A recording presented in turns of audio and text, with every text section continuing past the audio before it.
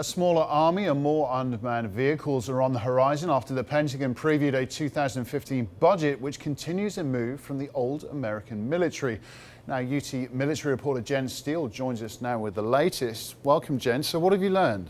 So this continues the trend of defense budgets under President Barack Obama, where they're smaller, they're more high-tech as the United States winds down from 13 years of land wars. Okay, so tell me about the winners in this defense budget.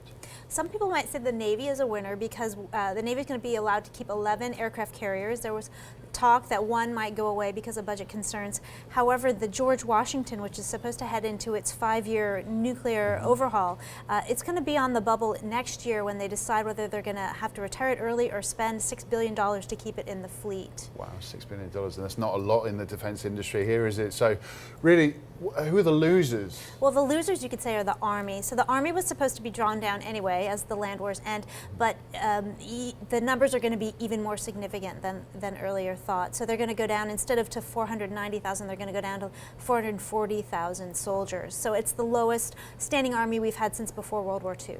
Okay, interesting stuff. Now, here in San Diego, what does it mean for San Diego? Right. Well, some of the more interesting elements for San Diego are, so the Littoral Combat Ship program is centered here in San Diego.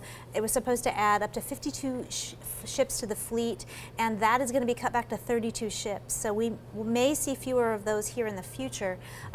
It was been a controversial ship program for a while because there were concerns about its survivability. What Hagel said is he kind of wants a reboot. He wants them to come back and maybe tweak it, kind of a 2.0 kind of an idea to see if they can make it more lethal and capable, in his words. Okay, so come on, as a military reporter, any surprises that you learned? You know, I talked to analysts today, and one of them said that one of the surprises for him was that the F-35, the Joint Strike Fighter, one of the most expensive program at the Pentagon, that could be on the bubble next year in 2016 if sequestration, which are the deep automatic spending cuts for defense, continue in 2016.